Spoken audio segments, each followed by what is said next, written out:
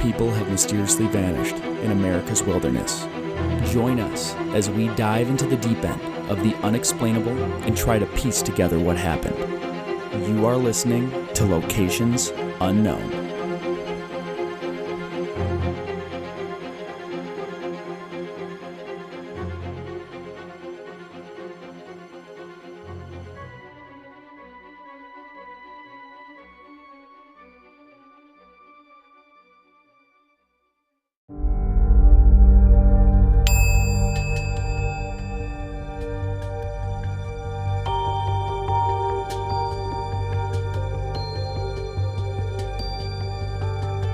What's up, everybody, and welcome back to another episode of Locations Unknown. I'm your co-host, Joe Irado, and with me, as always, is a guy who always keeps Will Smith's wife's name out of his freaking mouth, Mike Van de Bogart. Thank you, Joe, and thank you once again to all of our loyal listeners for tuning in.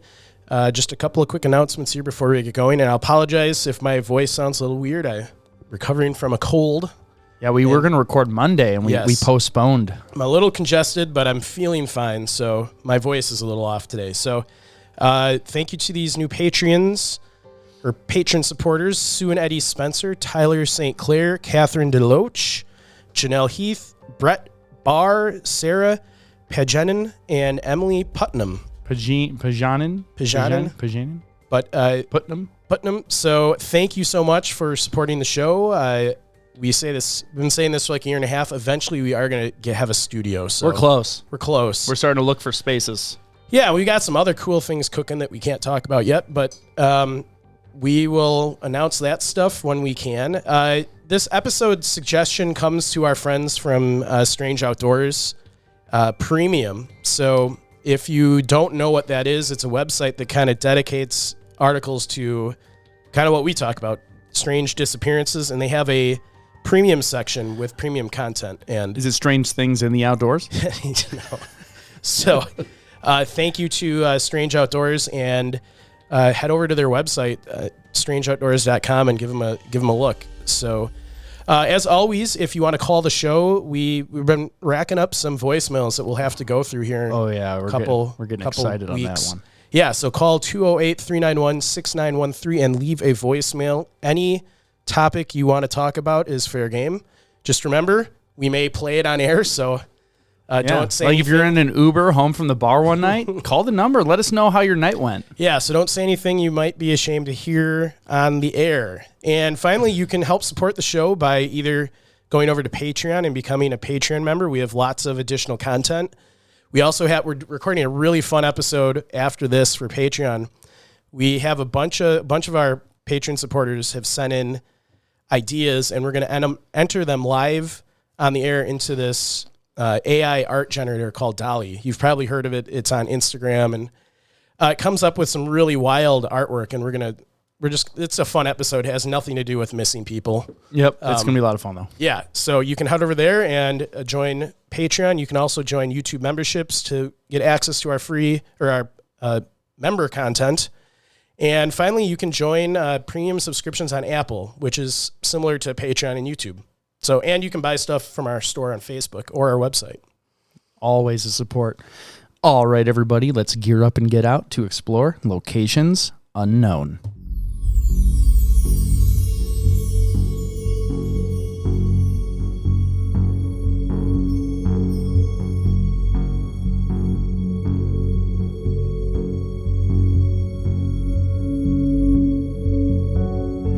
May 6th, 2006. A couple hiking in Mount San Jacinto State Park were navigating off trail when they realized they had become lost.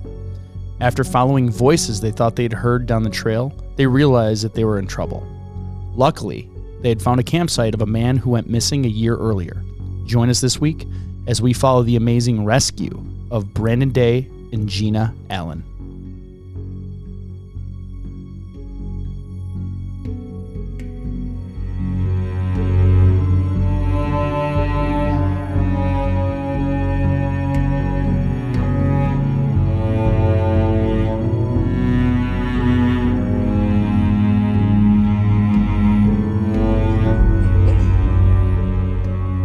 So we are going to. Oh, you want to say one more thing? I wanted just. And jump in. Yeah. Yep, So just this, for our listeners who have been listening for a long time, there'll be kind of the location profile and character profile are a little condensed, just because the timelines we're covering some very long timelines, a lot of information. So we didn't want this to go like 3 hours. So just a little asterisk in the beginning. Plus, it's a little bit of a different one because they have found the people, which is unique because you're going to hear kind of what happens when people go missing. We're going to get a little glimpse into what's going on in their heads and stuff like that. So it's going to be an exciting one. And not to give too much away, but the people that were found, a lot of things they did to get lost are things we talk about all the time, what you shouldn't do, which is this will be a good kind of real life example of what can happen. So of why you should always listen to Mike and Joe.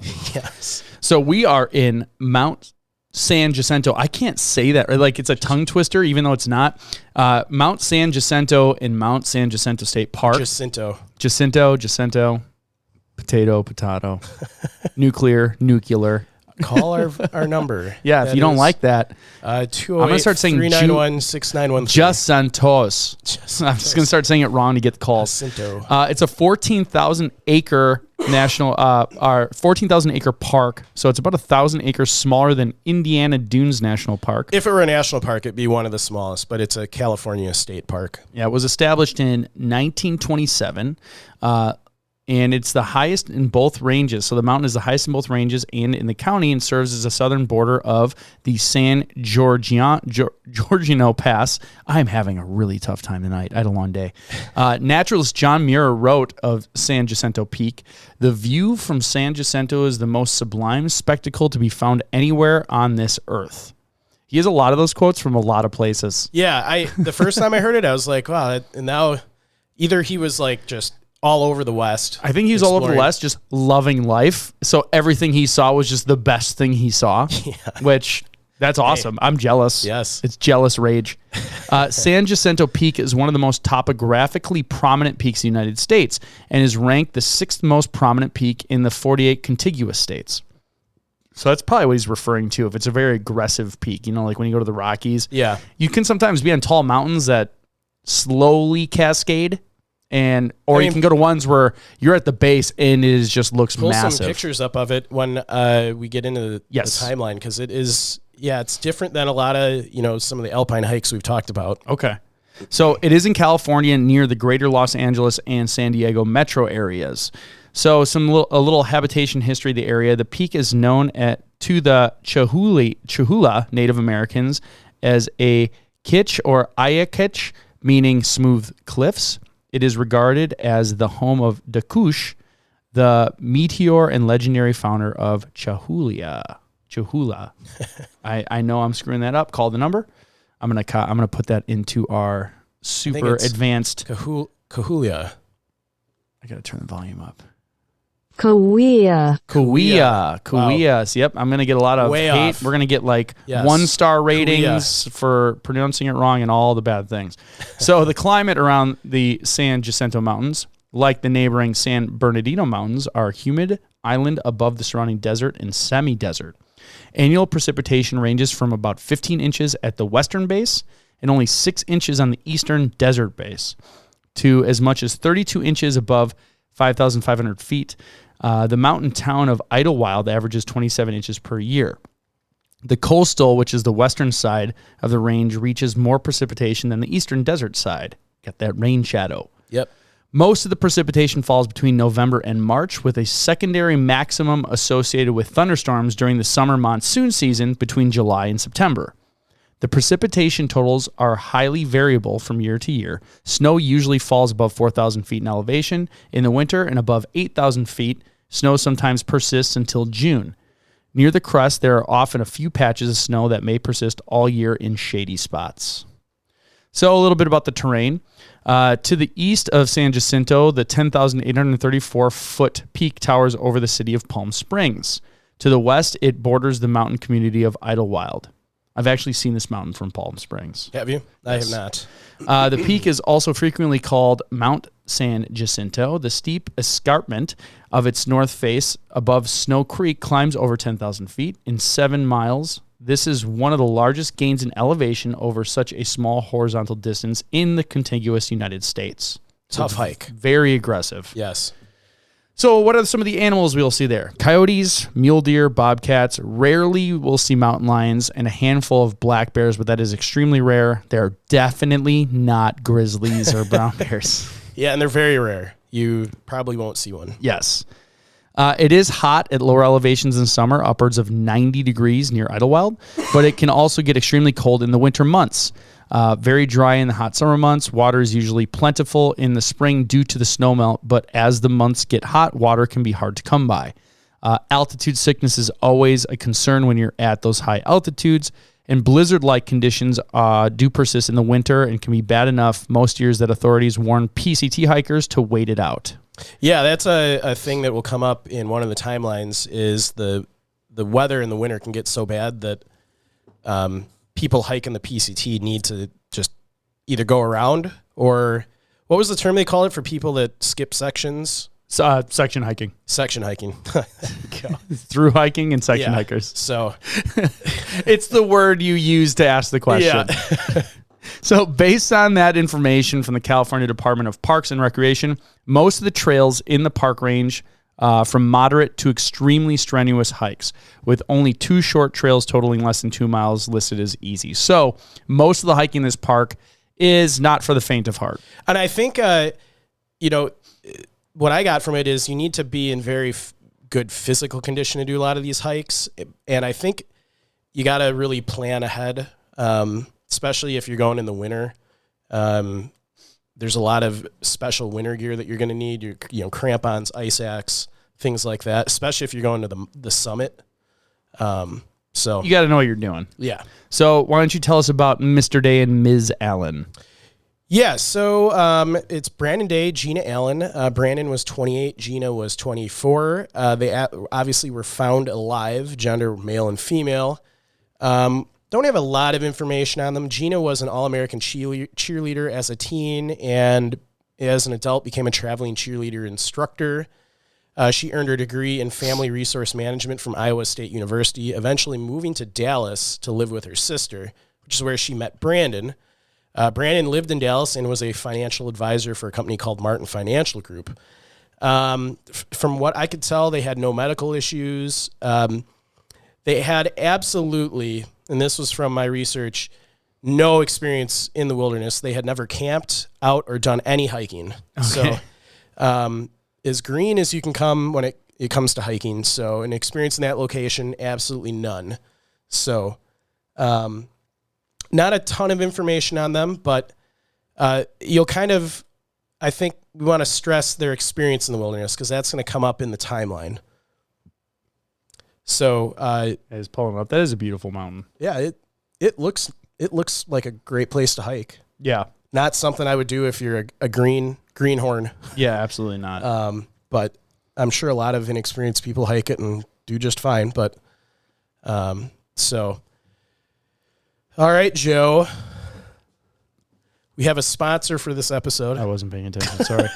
When Mike and I aren't listening to our own show, we love to chime in to some of our favorite hosts in the true crime unexplained genre. That's right. We're talking about the Chime In podcast. Graham, Sarah, and Michaela explore topics including the unexplained, true crime, missing persons, and much, much more. Their show has included distinguished guests such as U.S. Marshals, Darren Sharper of the Cooper Vortex, and Chris Williamson of Vanished and Chasing Earhart. But wait, there's more. To make it more fun, each episode has trivia questions to include and engage the audience. Mike and I have been enjoying the Chime In podcast since 2018, and now we want to share it with you. You can download and subscribe to the Chime In podcast wherever you listen to your podcasts. Find them on Twitter at Chime In Podcast, Instagram at chimein.pod, and Facebook as Chime In Podcast. That's CHIMEIN Podcast. They're big supporters of Locations Unknown, and we hope that our friends enjoy their show as much as we do. So I'm going to jump into the timeline for a gentleman named John Joseph Donovan first before we talk about Brandon and Gina. But Mike, why would we do that? Well, Mr. Donovan ties into the timeline of Brandon and Gina in a very important way I'm not going to spoil it just yet, but it's really actually quite amazing. I can't remember another case where something like this happened. I'm sure it has happened, but what are the odds, kind of? That's okay. Mm-hmm. So, all right, I think that's a good enough reason. Let's do it. So who was John? John Donovan was an eccentric man. He was described as generous and kind. He had been a social worker in Petersburg, Virginia, never married. He didn't really have any family other than his fellow hikers in the Old Dominion Appalachian Trail Club. He had a really tough life. I gathered from his history that life was not easy for him in the early years. So he was born in Pittsburgh to working class parents, but his father left home when he was an infant, and his mother died before he turned 10.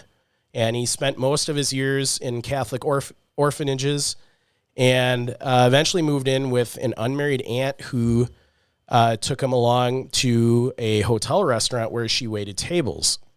His friend Chris Hook said he did grown up things when he was young. He kind of just raised himself like Oliver Twist. So John had no siblings, not even a cousin he was close to, and there isn't a single person who could recount his entire life, which is really sad. I feel bad for the guy that, he had, none of that connection with other family or, not even one person that could recount things that happened in his life. So, questions about how he spent his 15 years in the Navy, for instance. I got this picture of him next to Mount. Can you name it? This is one of the ones we got in trouble. Katahdin. Katahdin.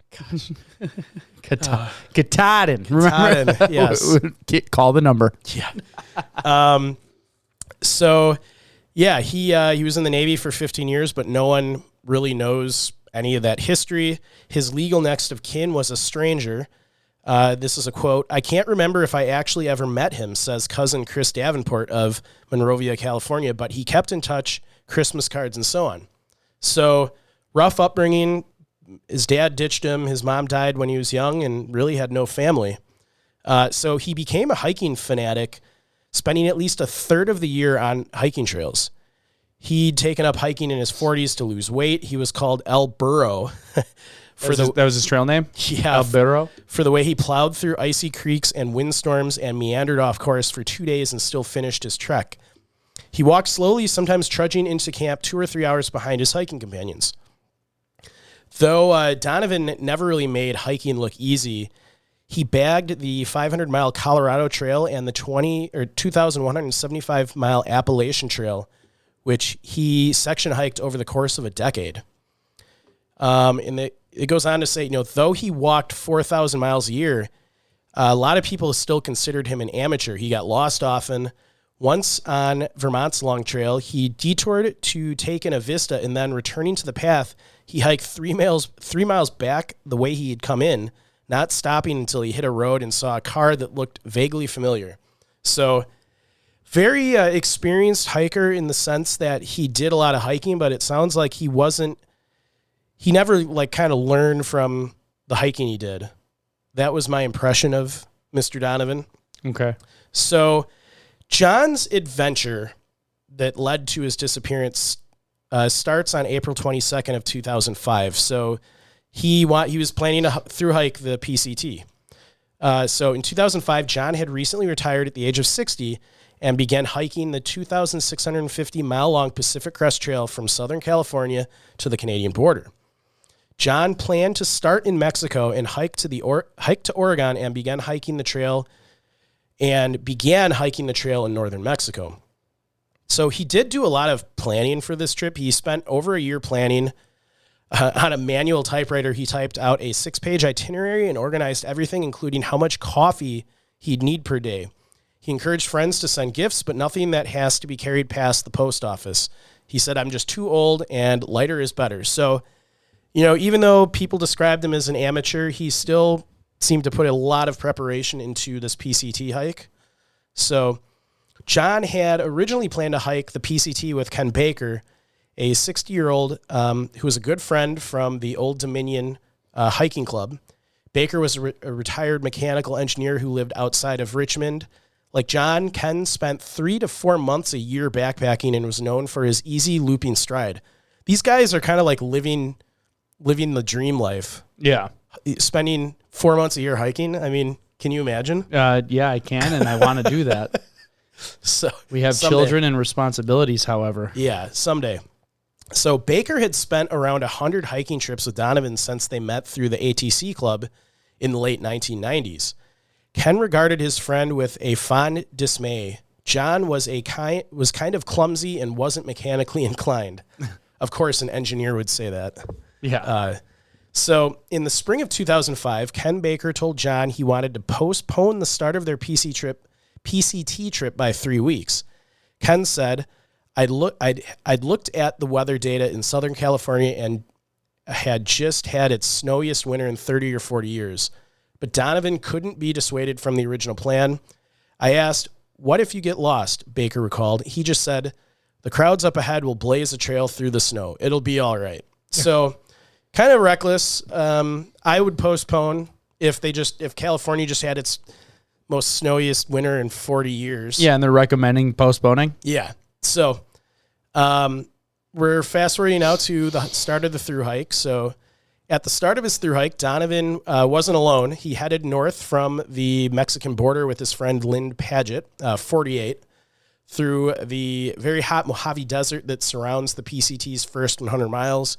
We've gone into the PCT in great detail in one of our previous episodes a month or two ago.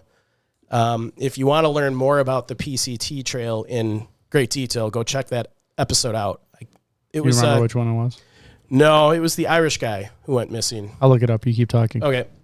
So Lynn was a tool salesman. David O'Sullivan? David O'Sullivan. Episode 67. Yeah. Learn about the PCT and David O'Sullivan on episode 67. Yeah. So, like I said, Lynn was a tool salesman with a bushy red beard.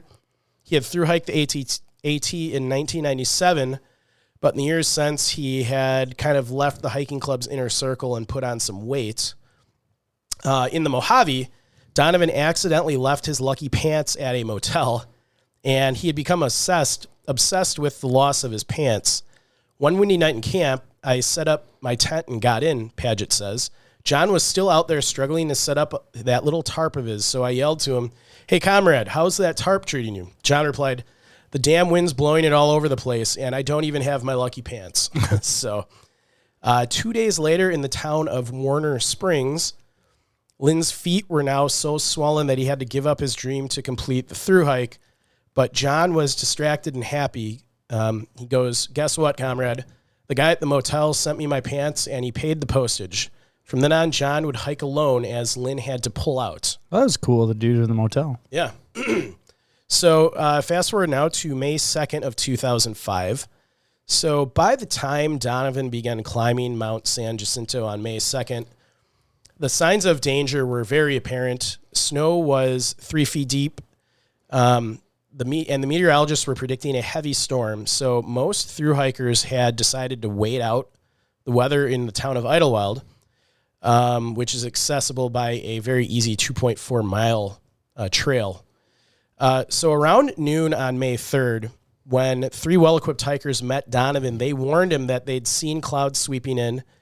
But here's a quote: "But we weren't going to change his mind," says Brian Barnhart, a Pittsburgh-based metallurgist. He was emphatic about going up Fuller Ridge. You checking out how I say Barnhart? No. Oh. I see if I have any. I'm just going to keep searching for images of people. Gotcha. Okay, so around 1 p.m. on May 3rd, Donovan started to have doubts about going forward. He climbed into Little Tasquitz Valley. There's a word you can try looking up. Tasquitz. Here we go. Little Taquitz Valley. Little Taquitz. Gosh, so bad with words. That's okay. So he climbed into Little Taquitz Valley just south of Saddle Junction and found that the trail, partly visible until then, was now completely covered by snow. And if you listen to our other episode on the PCT, this is one of the main issues people have with trying to do the hike in the winter is a lot of the trails can become so snow covered you don't know where they are. So Donovan sought help from 2 other hikers, a Canadian nurse called Connie Davis, who was 46, and her 20-year-old son, Alex. Both of them had extensive mountain hiking and high-altitude experience. Donovan had camped near Connie and Alex the night before, and they did not hit it off well with him at all. Connie said he had no trouble speaking his mind. When we talked of how young men can find themselves on the trail, he was dismissive. He said, "You find yourself living your life." So whatever that means. So John began following the Davises through the snowfield, and Connie told him, "We're not going to take the most direct route," but he decided to follow them anyways, staying at 8,000 feet, hugging the counter line. They were equipped with good crampons and hiking poles. John wasn't. Another thing that you shouldn't be doing that in the winter without. You need that if you're going through snow. Yeah. Just for like the exhaustion of it. Yeah. It's going to keep your footing better. You might stay on top of it rather than sinking in. And it's just extra work you have to do. Yeah. So Donovan stayed about 30 feet behind them. He'd put on crampons, but the spikes didn't work well with his lightweight trail runners, and he slipped and fell repeatedly. Connie said he was having a hard time, but he seemed healthy, and it seemed to me he was going to hike up Fuller Ridge if he wanted to. I remember thinking, he's an adult. I won't tell him what to do. Donovan kept falling and cursing in frustration. So eventually Connie and Alex followed a small creek uphill and turned northwest roughly half a mile south of Saddle Junction. That's where we saw him last, they said. It was about 8,080 feet on the afternoon of May 3rd. He was very close to Saddle Junction. There was patchy snow at this point, and you could see hints of the trails. Okay, so here's Mount San Jacinto. They were here originally, and this is where Saddle Junction is. So he was very close to that point. Okay.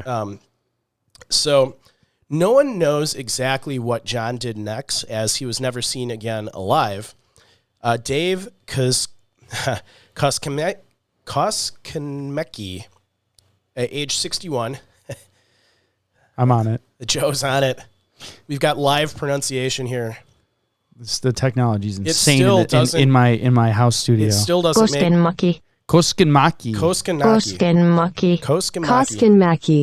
Oh, so that was it was detected as Finnish. Well, Koskenmaki. so he's age 61. He is an orienteering expert, says the conditions on the ridge on May 6 were miserable. The visibility was about 100 feet. It was thought that Donovan saw the lights of Idlewild after the whiteout eased up, then began to descend towards the town.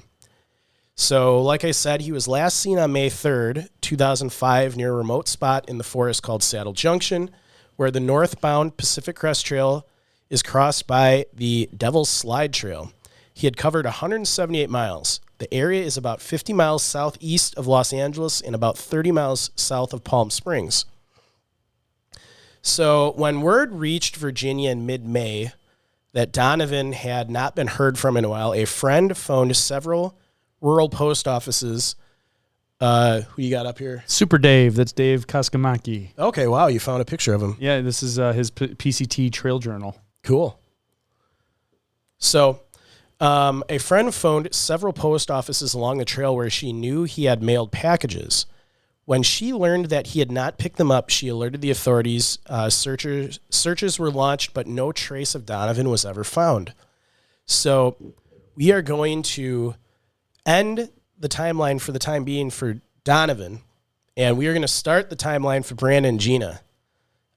So Brandon and Gina's story starts on Saturday morning, May 6th of 2006.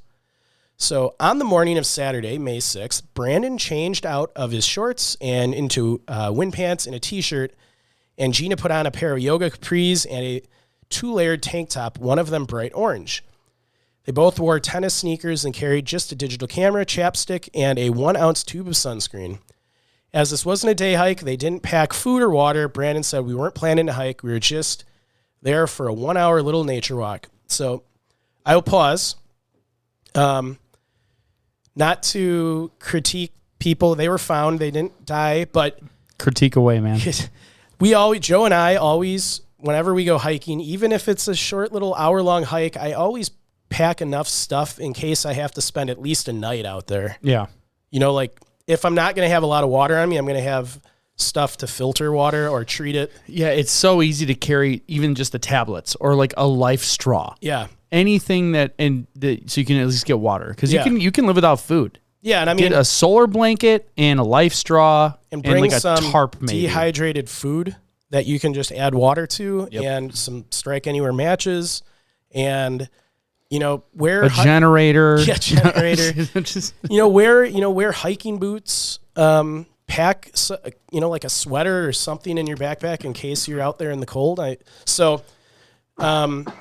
Unprepared for potentially becoming lost. And so there's a tram actually that goes up the mountain. And so they took the tram up. And when the tram stopped at the peak and the doors opened, the guide said, "Be back here in 2 hours."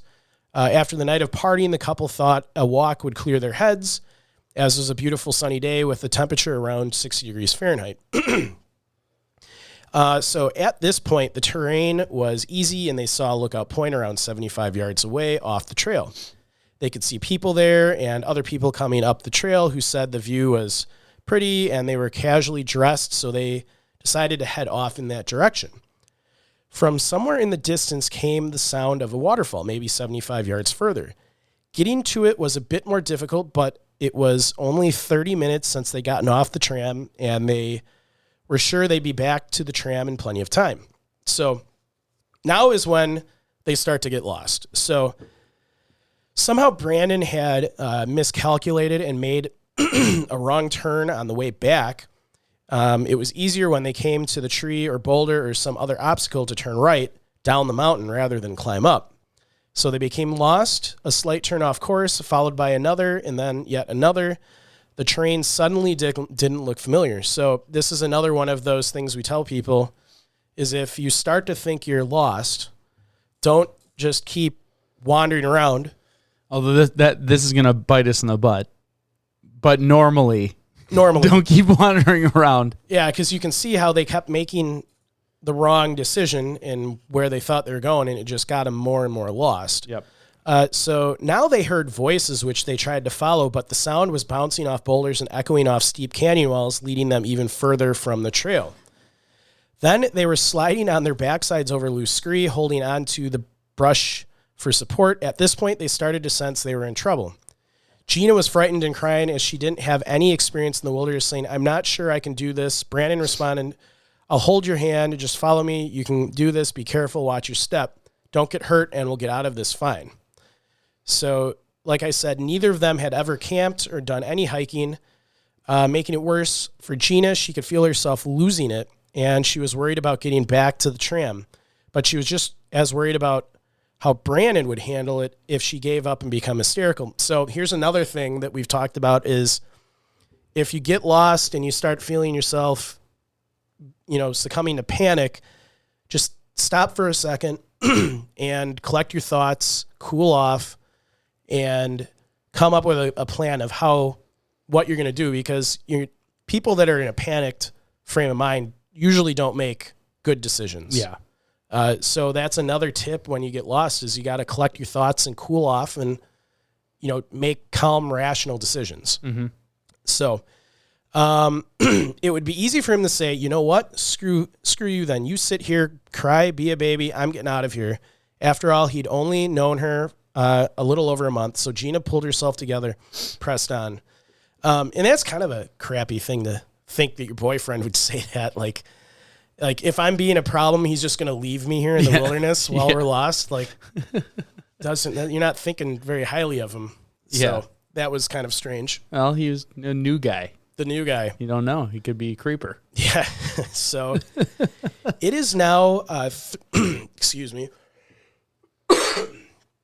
We're going to get emails and messages. I don't care. Those people have sad lives, and that's why they complain about you being a human. I apologize for being sick. Yeah, exactly. So it is now 3:30 p.m. on May 6th. Gina pointed herself in different directions to make herself heard and shouted, "Help! Is there anyone there? We're lost." Brandon still wasn't ready to admit that. He shouted, "Is there anybody there?" They repeated this every 15 minutes and kept thinking there are hikers all over this mountain and that someone eventually had to hear them. The air was thin and the terrain just got rockier, and now the sun was starting to set over Mount San Jacinto. It is now 7:30 p.m. on May 6th of 2006. The temperature now was falling fast. They were scrambling along a stream, the steep walls of the canyon on each side, when they came to a 50-foot waterfall. Brandon found a big flat rock near the water out in the open to make it easier for rescuers to spot them, and they sat there for the night running through reasons why people had to be searching. Brandon felt responsible for the mess they were in and started to apologize, but Gina stopped him. She went on to say, "We both walked off the path together. We're here together. We'll get out of this together." So There you go. Strong mental fortitude. yeah. Good for them. So from the top of the mountain, it looked to them like they could walk down to Palm Springs, almost due east. But once they got into into Long Valley, the terrain got very rugged. Then Brandon made the decision. He told Gina, "We're not going to die on this mountain." So a positive attitude. Mm-hmm. So by now the temperature had dipped below 40, and if all you have is t-shirts and tank tops, that's cold. That's a bad spot to be in, And for sure. Been sweating all day, and Yeah. yeah, not a good spot. So without the wind chill and with the wind picking up, so the wind's picking up, not good. Brandon said he'd seen a makeshift cave, more like a crevasse, created by 3 rocks. There was just enough room for them to sit hunched over, Gina's legs wrapped around Brandon, hugging each other to conserve heat. So at least they found some kind of shelter, and they were staying close to, use each other's body heat. They didn't sleep that night as the waterfall was loud. It was windy, and every 30 minutes, Brandon made them stand up and jog in place to prevent hypothermia. It's not a bad move. Yeah, so... Keep the body and blood moving. Yeah. So it is now the next day, Sunday morning, May 7th of 2006. So when the sun finally rose on Sunday morning, they figured incorrectly that the worst was behind them, and they consoled themselves that they'd always have the crazy story to tell about that time they had to spend the night in Mount San Jacinto. They were convinced that all they had to do was wait for rescuers to find them, and probably if they would have stayed in the original spot where they first realized they were lost, probably would have been found quicker. I'm just saying. Yeah. So we can laugh at it because we know they're okay. yes. Though Brandon, it's like he went to the future and listened to our podcast. Brandon remembered that people who are lost in the wilderness will wander farther away from the search area, making themselves harder to find.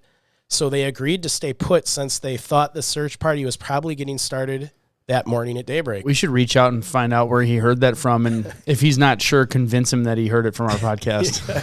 Even though 2006, I was in college.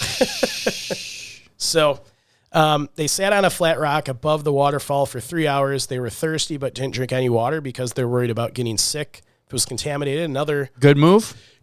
but at some point, they're going to have to drink the water to survive. Yeah, but it was a good move to not do it until you absolutely need to. Yeah. So they, they go on to say, what was the point of getting sick if they expected to hear a helicopter or someone calling their names at any minute? So, But the problem with that is you don't always know when you're becoming dehydrated until it's too late. Yeah. So, but if there's water close by, they could drink it. And It's not like they're going away from it. So if they're going to wait there, it's right there at their fingertips if they need to make that emergency call. And I would just say that you can do 3 days roughly without it. Even if you didn't have anything to purify the water, if you just had matches in like a cup, you could boil it. You can leave small amounts sitting out in the sun too. Use natural UV to kill stuff. So if you have a clean area, you can put water in there, let it sit for a minute in the sunlight, and that will potentially make it better. It's not a foolproof, but there's different things you can do. You might not get as sick as fast. Yeah. So they thought, what if they aren't searching? And actually, in reality, no one was searching. The tour guide had assumed the couple found another way back to the hotel after they didn't make the roll call on the bus, and they realized they were 2 guests short. That's fault of that. I kind of call into question the tour guide. I think if I was the tour guide, that's a strong assumption of I had people, I don't have people, we're in the wilderness. I would probably call the park service, the state park, hey, 2 people that were on our guide didn't show up. They probably are fine, but just so they're raise aware. the flag. Yeah. So unless it happens so often that they don't do it, like every day people just figure their own way down. Yeah, still. Yeah. Yeah. That seems like a pretty big liability. Yeah, so concluding that no one was looking for them, Gina and Brandon came up with a new plan. They had taken a picture of the waterfall that led them off path, so they decided to find it. Once they find that fall, they would know that they would be close to the trail. Besides, up was the only direction they could go because the waterfall below was a dead end. So, I mean, in that scenario where they can't go anywhere else but up, but you're wasting precious energy now going back up. Yeah. So they made a big X on the ground with the rocks and left one of Gina's bright orange tank tops by it, and they headed up. Climbing up proved much more difficult than climbing down, and the slope was so steep that the couple had to crawl on their stomachs. That's scary. Yeah. One wrong slip, you can fall and die.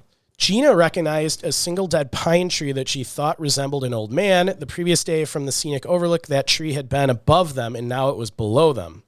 Off in the distance, they could once again see Palm Springs. With what seemed like 100 waterfalls in the mountain, they all began to look the same.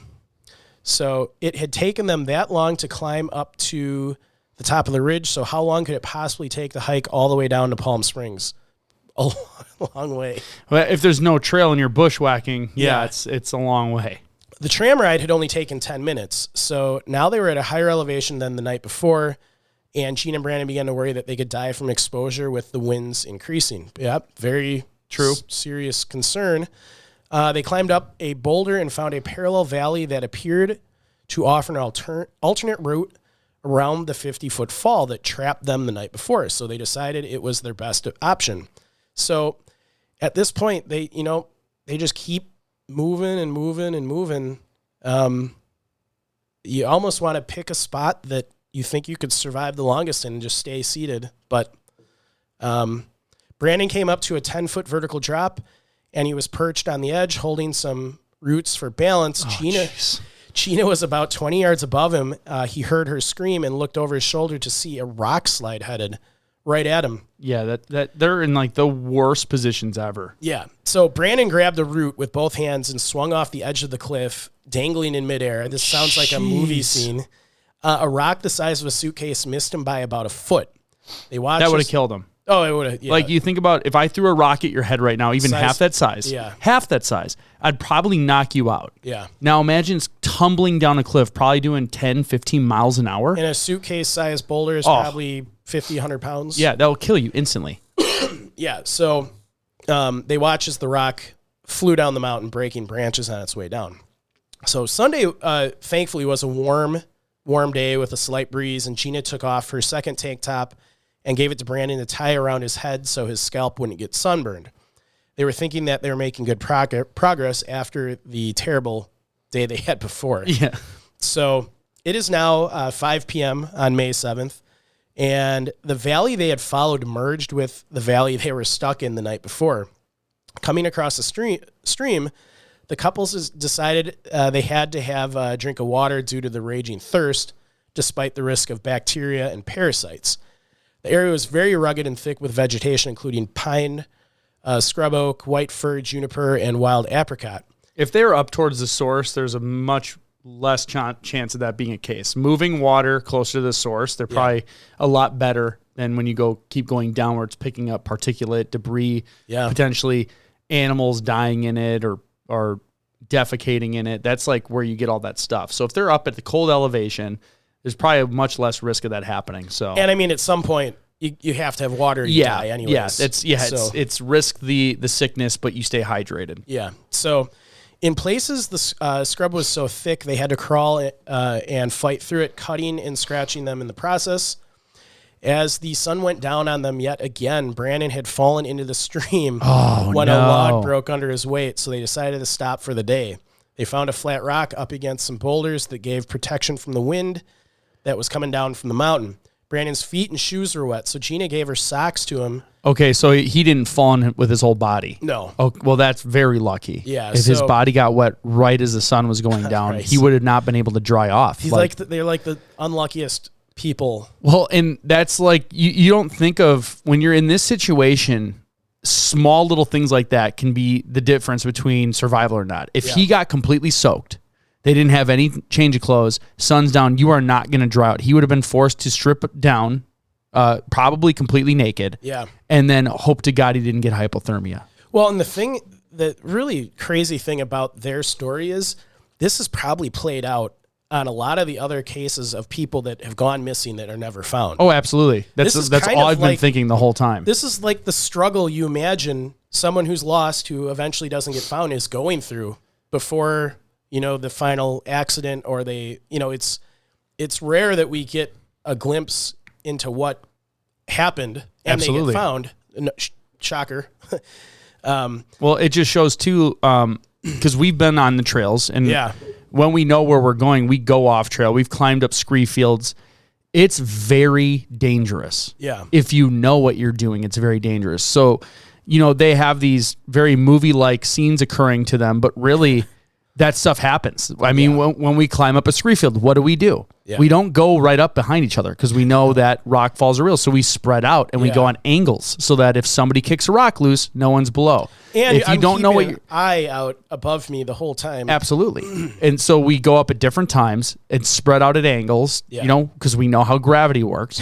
And because simply we know how to do that stuff. Yeah. So you have these people that have no business being out where they're at, trying to survive. And they're making semi-decent decisions given the fact they know nothing. Yeah. And I mean, we do go off trail, but we have gear on us that we could survive. Well, we go off trail where we know we can. Yeah. Because we understand, there's certain areas where you're allowed to. We don't do it where you're not allowed to because you just got to stay in the path. But there's areas where you can. There's some national parks. On BLM land, you can go wherever you want. Yeah, and there's some national parks that are much more open to just... You get your backcountry permit and you can literally camp wherever you want in the park. Yes. And there's other parks that are much more strict. Yeah, they have the specific sites. But even then, we'll talk to rangers and they'll even say, go, if you climb up this pass here, it's kind of like a little secret. There's a little lake up there. Here's where we think is the best route, but there's been storms. There might be down trees. You can try these areas. Yeah. So we don't just randomly go off path. Yeah. It's with intention. And even if we're going to go, hey, let's go check that out, we've been in places where we'll come up to obstacles and we say, this isn't worth it. Yeah. And we'll turn around because we understand that one wrong move, we're 40 miles away from civilization and help. Or death. If someone breaks a leg, we're usually 4 more people. Someone's going to have to stay with that person. The other 2 are going to have to hike out. I think part of the wisdom you gain from doing a lot of backcountry hiking over many years is learning what you should and shouldn't do in situations where, like, some things probably that, if I went hiking now versus 10 years ago, I wouldn't do again. Oh, yeah. Because I'm much more aware of the dangers. Mm-hmm. No, I'd agree with that. I think that's just something you gain through kind of the wisdom of hiking a lot. And, someone who's inexperienced in the backcountry, they don't know that stuff yet. So it's just very interesting kind of thinking about this whole story in that light. Another bad night for him. Thankfully, the second night wasn't as cold, but they still periodically got up to run in place. So it is now the next day, Monday morning, which is May 8th of 2006. This is their 3rd day on the mountain, so they picked themselves up and kept going.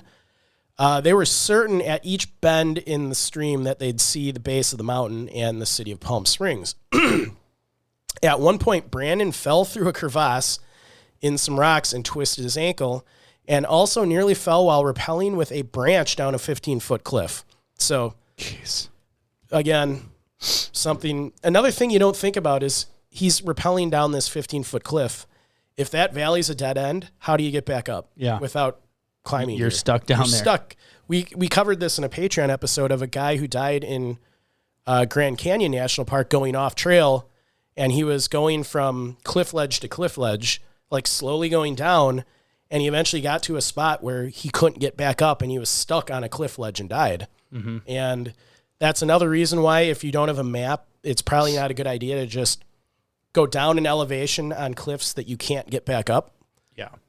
So after he was falling, as he was falling, his hand fortunately caught a branch and held on, probably saving his life. The vegetation grew even thicker and harder to penetrate, but With cactus starting to appear, they figured they had to be getting close to the desert floor. They crossed the stream several times looking for an easier route, at one point having to strip down and wade across, carrying their clothes over their heads to keep them dry. Smart move. They stopped every hour on the hour to take water and rest. Gina would tell Brandon, I do not want to spend another night on this mountain. So it is now 5 p.m. of May 8th, 2006. They had just come around another bend in the stream, crawling through the foliage. When Brandon stood up, he saw a campsite on the other side of the stream with a green poncho strung between two trees. He said, come here, Gina, look up, right there. Is that what I think? They shouted across to the camp, hello, help, anybody there, we're lost. So they looked for a place to cross the stream, and Brandon slipped and got wet. That's why you hike with hiking boots. They have good traction. I've hiked in running shoes, and you do exactly what you slip on wet stuff. Mm-hmm. Hiking boots aren't going to slip on that stuff. Just another tip. So they looked for a place to cross the stream. Like I said, they arrived at the makeshift camp and immediately realized something wasn't right. So there was a rusty fork and spoon and a disposable razor laying in the dirt. Nearby, there were two sneakers lay about 10 feet apart, and there was an orange and yellow backpack at the water's edge. That would be really creepy. Yeah. Coming across that. Mm-hmm. They saw that it was sodden, weathered, and had been there for some time. Inside the pack, they found a Ziploc bag, which contained medicines, a bag of socks, tent stakes, a navy blue fleece pullover, a compass, a cooking tin, and a prayer card for St. Christopher, the patron saint of travelers. They also found a wallet, and within it was an ID of the name John Joseph Donovan from Petersburg. So you can see how the first timeline ties into this one. Yep. Then Gina came across some topographic maps with notes written in the margins and white spaces. The writing covered the margins of several maps, and there were about a dozen entries in total. The author, which we presume was Donovan, said he was trapped in the gorge. Gina said, baby, look at this. No way. Somebody has to be around here because it's dated today, May 8th. Somebody has to be here. Brandon responded, Gina, that's May 8th, 2005. That's so crazy, though. It's the exact day to a year. It's crazy. So the map entries were a year old, and they realized then that something terrible had happened at the camp, and they got extremely anxious. I would too. That's pretty weird. Brandon kept reading the journal looking for clues. John said he knew no one was looking for him and was down to his last few crackers. In the last entry dated May 14th, 2005, he said he wanted to be buried in the VA cemetery and wrote, goodbye, and I love you all. That's sad. Yeah. So a man with equipment and maps had died here, but what did John Donovan mean about being trapped? So was this gorge he was talking about where his body was? Brandon did his best to maintain a positive attitude, but it was difficult. Looking at Donovan's idea, he told Gina, this guy was 60 years old. Maybe he had a heart problem. Maybe he fell and broke something. So, I mean, staying positive, that's a good thing. Brandon later said his last journal entry was 1 year ago to the day that we found it, which is very eerie. I 100% agree. Nobody knew where he was. Nobody knew to come looking for him, so he was preparing for the end. We were looking at the words of a man who was passing. We definitely knew that we were looking at somebody's grave. The thought was, is this going to be our grave? He was quoted. So they decided to head off, leaving the backpack as it was wet and heavy, but they kept Donovan's personal effects thinking the family would want them. I still love that they have the mindset they're going to get out of it. Yeah. I think that's important. Yeah. So they came to another waterfall. This one was about 25 feet high, and they managed to climb around it. 50 yards further, you had another waterfall with steep canyon walls. This one was 100 feet in height with a cliff that was probably that dropped about 300 feet. So they're trapped. They now realize what Donovan's journal entries meant. Going back the way they came wasn't an option with rock faces that couldn't be climbed. They were trapped just like John. They returned to Donovan's campsite to see if there was anything else there to help them. Fortunately, Gina had missed about 25 Strike Anywhere matches in his gear. So They took the backpack, the foam mat, the poncho, and returned to the waterfall, finding a spot near the canyon wall above the tree line to ensure that they were visible to rescuers.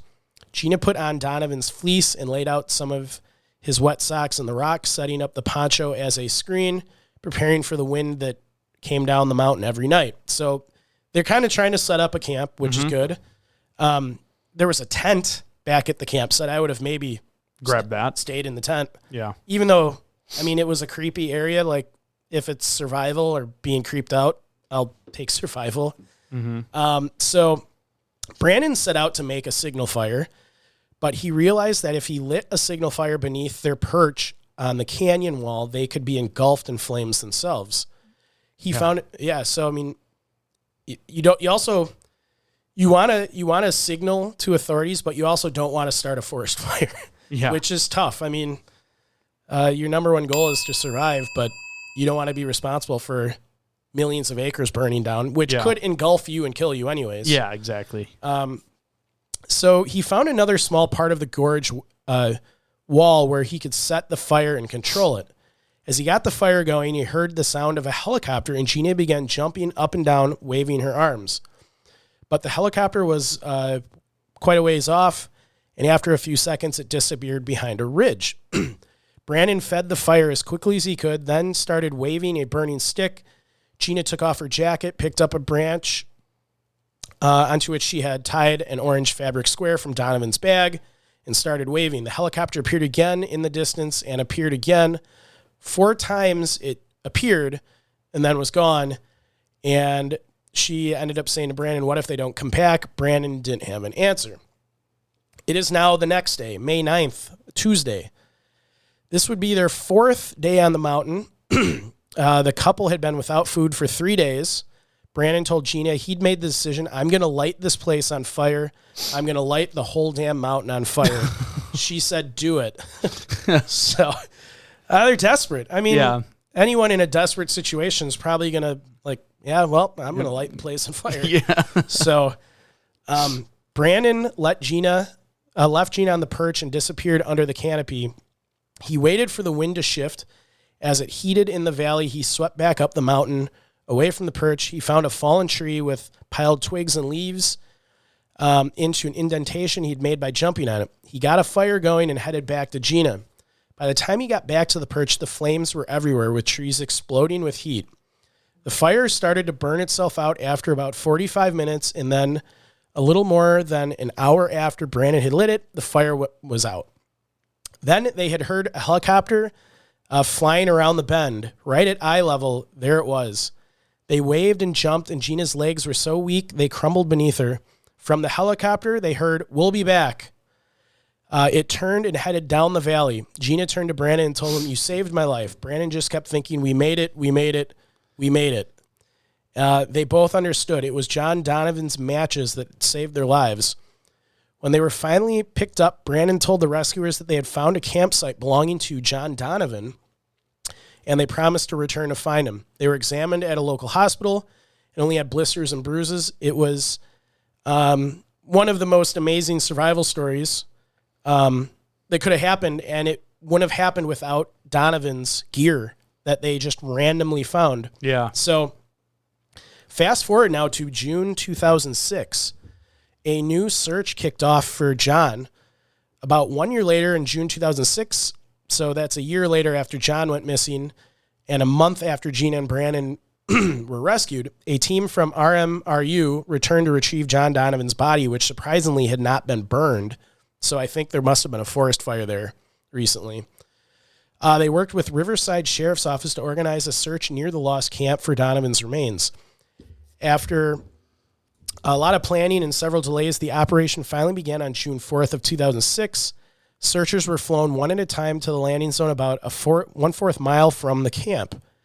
The LZ had been hacked out on a steep slope on the mountain, and the team had to cut through thick brush, and there was no sure footing anywhere. Finally, at the campsite, they started looking around, and within 15 minutes found the body. Oh, wow. Donovan's body lay just 50 yards from where Brandon and Gina had been. Though they never saw it, it was just downstream by a 20-foot waterfall. In a pool set amid birches and mossy green rocks, it was straddling a fallen branch choking the stream. They described it as follows. Due to the heat and exertion of moving through the incredibly difficult terrain, we were all exhausted. It was one of the most strenuous rescues I've ever participated in. We were pleased, however, to have been able to bring closure to John's friends and family. Patrick McCurdy, one of the Riverside rescue volunteers who went back in for Donovan, says he initially thought the couple was pretty stupid to have gotten lost the way they did. But McCurdy had never been down into Long Valley, and once he had seen the vegetation and the steepness of the canyon walls, where he understood. To his mind, there's no question they would have died if it weren't for the signal fire. No way, McCurdy says. We would have never sent people down into that gorge. So what happened? That's so lucky. That's crazy. So, the John saved their lives. Yeah. I mean, it's in the odds that they managed to get into that valley where he got lost and stuck. Yeah. So what happened to John? So at the time of his death, John, I guess, had an enlarged heart, which made breathing difficult at altitude. He had strayed from the Pacific Crest Trail and was traveling ultralight using a tarp instead of a tent and socks in place of gloves. And he had a few provisions. He headed into the storm against the advice of other hikers he had met. Donovan was described as stubborn and headstrong and spent his life confounding others with what appeared at times to be contradictory behaviors. California authorities now know that Donovan checked his bravado after parting company with the Davises on May 3rd and tried a detour west down into Idlewild, but with no way to navigate, he became disorientated. Disoriented? Gosh darn it. I screw that up every time I read that word. I'm going to purposely... I'm never letting you get away with it either. I'm going to purposely change that with something else in future episodes. No, you got to keep doing it, and then one day you'll get it right. I'll never get it right. Then all the phone calls will stop. I refuse. So in a journal written in the margins of the photocopied guidebook pages, Donovan scribbled, couldn't find the trail to Idlewild. So instead, he cut away from Idlewild, drawn by the lights of the much larger Palm Springs, traveling about 3 miles northeast of Saddle Junction area that night. He traversed Skinny Willow Creek, then climbed a small ridge and dropped down into a steep cutting called Hidden Valley. As he dipped into the lower areas, the brush became thicker and thicker. Donovan's journal places him in Long Valley at about 4,300 feet the night of May 3rd. On May 5th, still camped in the same ravine, he took a fall. How badly he was hurt is unclear, as John didn't give details, but clearly the ordeal of the past 2 days had landed him in big trouble. He wrote that he had already become too weak to climb out of the canyon. The notes that John wrote on the maps depicted a man coming to terms with the bleakness of his situation. He tried to signal for help with a mirror, and he tried to build a few weak fires that smoldered out due to the time of year he was hiking. So even in the O'Sullivan case, he went missing in this exact same area. Yeah. And that was, I think I said it was episode 67, right? Sounds right. Yeah, so it was the same area. Yeah, so I mean, there's a good chance this isn't the only kind of valley that dead ends where if you hike into it, you get stuck and can't get out. And wasn't the case too where it was snowing and it was hard to see the trail. So it seems like this area, do not hike through this portion of the PCT if there's snow on the ground, because it seems like it's like a strainer point for different areas where you can go down somewhere where you cannot get back out again. And maybe carry some climbing gear with you. Or just don't hike the trail if you can't see where you're going. Yeah. He tried to use a signal flare, couldn't get a fire going. At one point on May 5th, John took an inventory of his supplies, and he was down to just 12 cheese crackers. In his notes, he conceded that Ken Baker had been the smart one. He regretted not heeding his advice about waiting a few weeks to start the PCT, and told Baker he wanted to be buried at a Navy cemetery. On May 11th, he celebrated his 60th birthday by eating 2 of his crackers.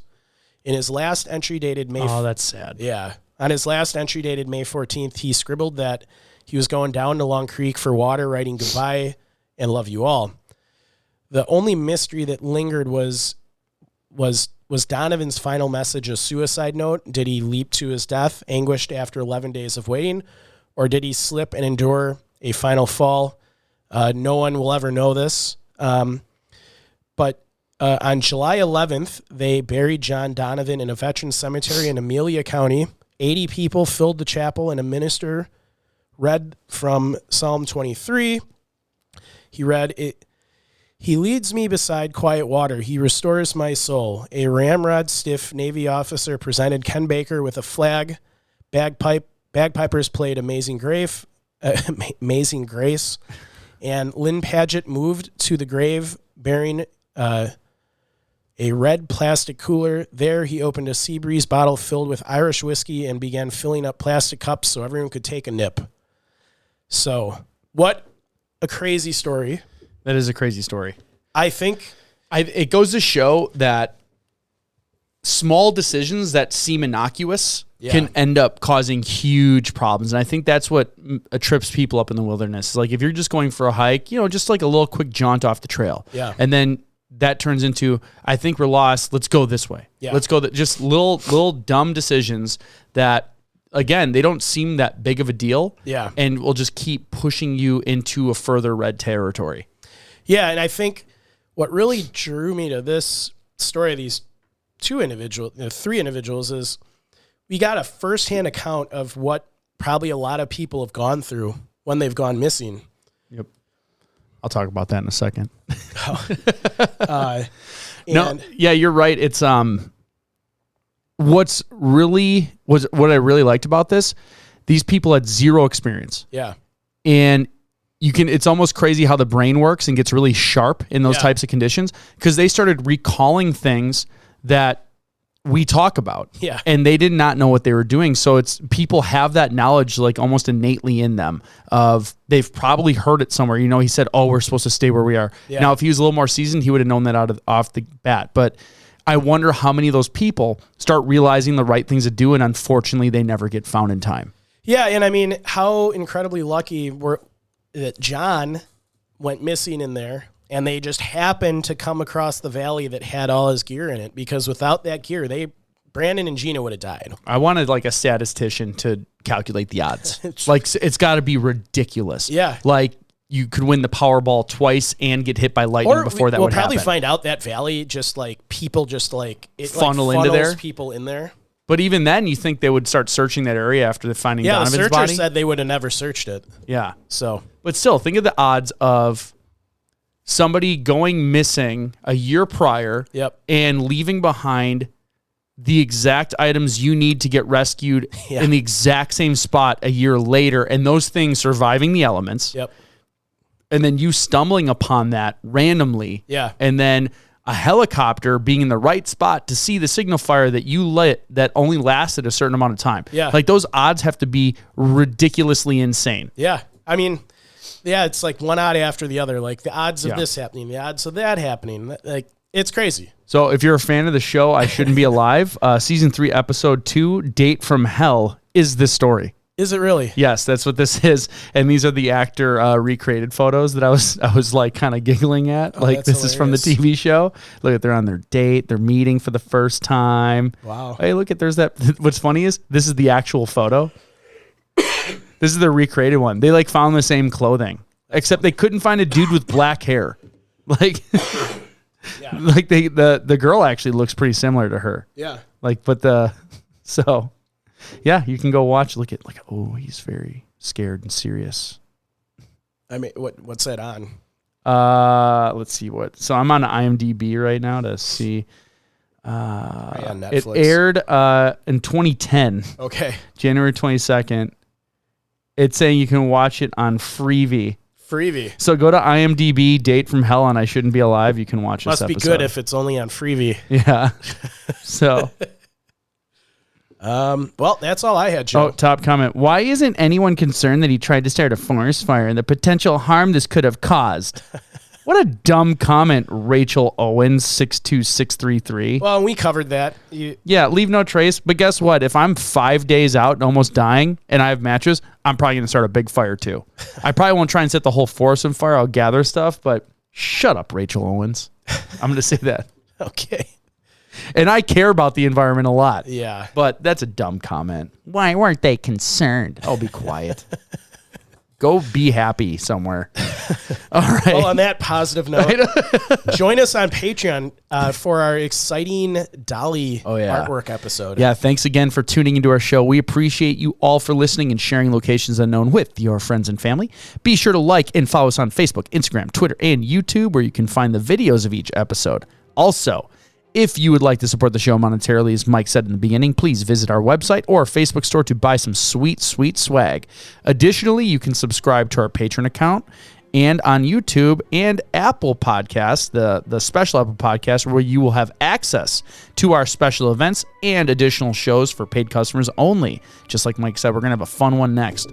Lastly, when enjoying the beauty of nature, whether backpacking, camping, or simply taking a walk, always remember to leave no trace. Thanks, and we will see you all next time.